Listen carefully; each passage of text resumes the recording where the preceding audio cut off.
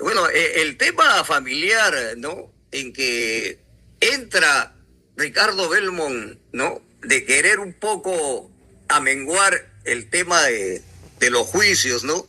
Y la posibilidad del embargo de sus acciones, ¿no? Y sus activos, ¿no?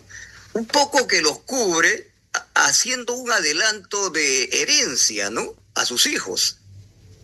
Pero me parece que se olvidó de ponerle pues la cláusula de para que ellos tengan usufructo de aquellas acciones, de esas acciones, a partir pues de repente de su fallecimiento, ¿no?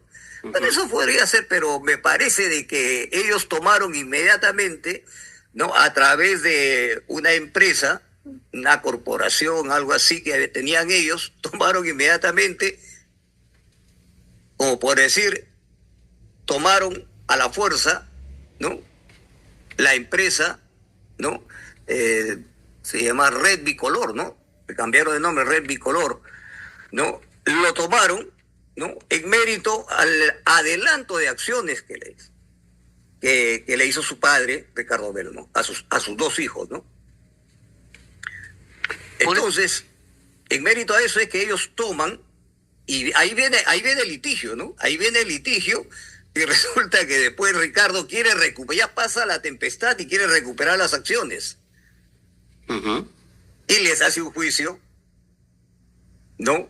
Por nulidad del acto jurídico, ¿no? Por indignación, lo cual se le admite, y en cierto modo Ricardo Belmont recupera las acciones. Pero hasta ese training, ¿no? En ese camino, ¿no? Resulta de que sus hijos ya habían transado el alquiler, ¿no? Del canal con Philip Butler. Se podría decir que Ricardo Belmont, porque él dice, yo también perdí dinero. ¿Perdió dinero Ricardo Belmont en este mecanismo que él implementa por la compra o la venta de acciones? ¿O quiénes perdieron más dinero en todo caso, si es que hubo pérdida, por el cambio de política en el tiempo de Fujimori, la devaluación de la moneda y todo eso? Evidentemente, 3 millones de dólares en la forma como se ha conseguido, ¿no? Mediante un accionariado, venta de acciones, no creo que sea muy propicio para poder levantar una empresa, ¿no? De televisión. 3 millones de dólares, yo no creo que en las condiciones, ¿no? En que se movía RBC en la década del 90, teniendo en cuenta que no era, ¿no? No era muy amigable, poder decir Ricardo, con Fujimori. No tenían un lazo de amistad para que, por lo menos, ¿no? El gobierno pueda, pues, ayudarlo, ¿no? Hay que recordar, no lo estoy defendiendo, pero yo recuerdo, y a través de lo que estoy investigando, de que a todos los canales le daba su bolo. Le daba su participación, ¿no? En el reparto, pero a RBC no le daba absolutamente nada. Inclusive en esa década, quiero terminar con esto. Perdón. Inclusive en esa década las empresas no tomaban los servicios de RBC. No tomaban los servicios de RBC, estaban como prohibidas, ¿no? La CONFIEP como que estaba en contra de él, como que la Asociación de Radio y Televisión Peruana pues no lo admitía, lo tenían, ¿no? Arrinconado. En esas condiciones yo no creo que 3 millones haya podido soportar, ¿no? Algo puede haberle quedado, ¿no?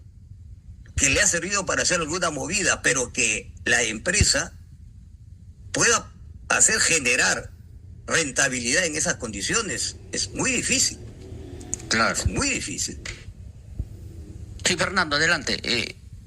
Doctor, una consulta. ¿Se podría catalogar como estafa entonces? ¿Estaría catalogado como estafa solamente que el Poder Judicial no accionó en tiempo y forma y lo archivaron? Yo no creo de que mientras que no haya una sentencia por estafa, no creo que haya estafa. Sería especulativo hasta cierto punto injurioso decir de que ha habido estafa. Claro, pero ¿cómo se entiende si ha habido asociaciones de damnificados o afectados con los documentos, es decir, con el comprobante de las acciones? ¿Qué más pruebas necesitaba la justicia para medianamente llegar a una sentencia o a un juicio, ¿no? ¿O en qué etapa se archivó o se sobreseyó este proceso? Claro, pero yo te pregunto, en la década del 90, donde había un control estricto de los medios de comunicación, tanto radiales como televisivos, era muy difícil poder sacar adelante. Hay que recordar que el 87 se lanza RBC, Canal 11 RBC, si más no recuerdo. Entonces entra en una década crítica muy difícil, ¿no? Que es la década del 90.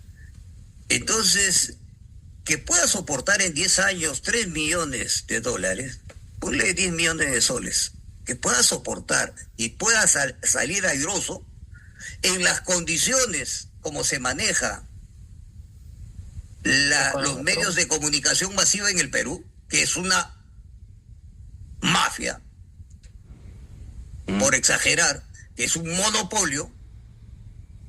Entonces, que otro protagonista entre a competir es un poco complicado. No se le hicieron fácil a Ricardo. No se le hicieron fácil. No lo estoy defendiendo, pero estoy hablando las cosas. Claro. ¿No? Porque yo he tenido empresas. Entonces, en esas condiciones, sacar adelante una empresa es un poco complicado. Adelante.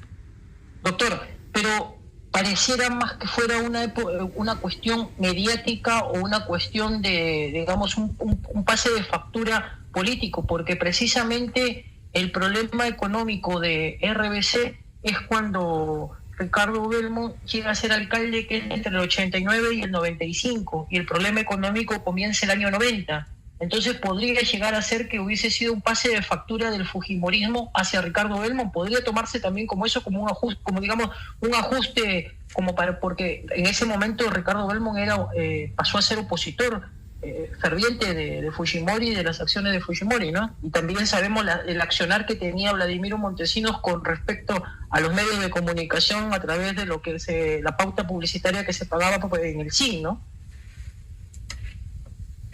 Claro. Hay que recordar que RBC tenía programas bastante contestatarios, programas que denunciaban la corrupción del gobierno. No solamente del primer gobierno de Alan García, sino también del gobierno fujimorista. Hay que tener en cuenta que la alcaldía de Ricardo Belmont se ejerció entre el 90 y el 95. 29. Entonces, no, perdón, entre el 90 y el 95, 5 años. Sí, 90 y 95. Corrijo ahí, 90, 95. ¿Correcto? Ya, entonces, en esa circunstancia es que Ricardo Belmont, ¿no? Tenía una línea editorial bastante contestataria frente al gobierno de Fujimori. Entonces no vamos a esperar de que en ese contexto es muy difícil tener un buen auspicio del éxito televisivo de RBC. Claro, pero explicar cuestiones técnicas, temas concursales, podríamos decir, de cómo se manejan las finanzas, la rendición del tipo de acciones, cómo pueden rendir los dividendos, las acciones, hablarle sobre los estados financieros, aunque tengo entendido de que Ricardo Belmont en cierto modo repartió los estados financieros del canal, ¿no? Del RBC, ¿no? Repartió los estados financieros por escrito. Y ahí demostraba, ¿no? A todos los accionistas, les repartió Me parece tener algunos documentos al respecto, no los he buscado, pero ahí demuestra muy bien, ¿no? En esos estados financieros de que sí claramente no hubieron no hubieron réditos, no hubo utilidad en esas inversiones. Y eso le favoreció justamente la década de represión y de toma y de expropiación de canales que hubo, ¿no? En el tiempo de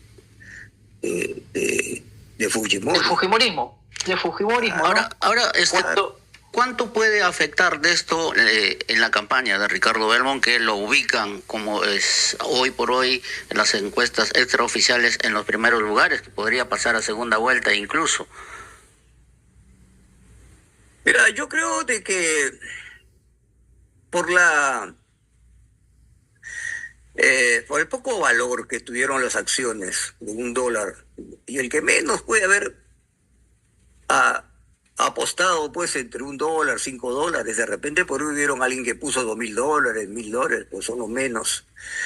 Pero estoy encontrando que hay, según lo que estoy viendo, hay una aceptación de Ricardo Belmont. Podría pasar a segunda vuelta. Y yo no dudo que la gente recuerde más las obras de Ricardo Belmont, porque hizo muchísimo más. Ricardo, no estoy especulando, pero averigüen ustedes, ha hecho muchísimo más con menos dinero, ¿no? En su gobierno dentro de la alcaldía, ¿no? Como su gobierno local. En las condiciones tan difíciles que él estuvo, pero con menos dinero, y en esos tiempos tan difíciles, hizo más obras y más significativas que actualmente los últimos alcaldes de Lima. Claro, por un tema generacional también podríamos decir. Entonces, eso nuestra generación, ¿no? Lo más viejo, podríamos decir, lo recuerda. Aparte, doctor, el enfrentamiento que tuvo frente al autoritarismo que en ese momento estaba generando Fujimori con la disolución también en ese momento del Congreso que hizo. Claro. Y que Belmont fue uno de los que se enfrentó críticamente y abiertamente siendo alcalde de Lima, ¿no? A través también de la confrontación que tenía con RBC. Ojo, no estoy apoyando, porque también Belmont estuvo mucho tiempo fuera de Lima, como cerca de 7 meses por problemas de columna, dejando un colapso Lima en su momento. O sea, también es un personaje medio especial. No es una Carmelita descalza, ¿eh? Doctor, este tipo de estafas en el Perú suele darse porque también hemos asistido al tema, por ejemplo, de CLAE, el señor Manrique. Finalmente también fue una estafa masiva. ¿Qué pasa con las leyes, con las normativas en el Perú que permiten este tipo de situaciones?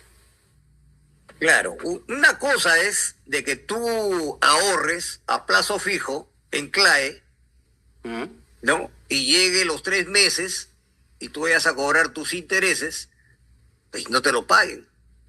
O te paguen tus intereses y finalmente reclames tu capital y no te lo devuelvan. Claro. Otra cosa es que tú inviertas en una empresa que va a fundar tu amigo y de repente viene el COVID y quiebra. Claro, no recuperas ni siquiera el capital, mucho menos el interés. Claro. Entonces, esa es la salvedad que tiene Belmont, ¿no? Sí. Esa es la salvedad que tiene Belmont. Y hay que recordar que Belmont también fue el único canal que transmitió, pues, ¿recuerdas la denuncia que hizo Pope Libera con los Vladivideos? Exacto.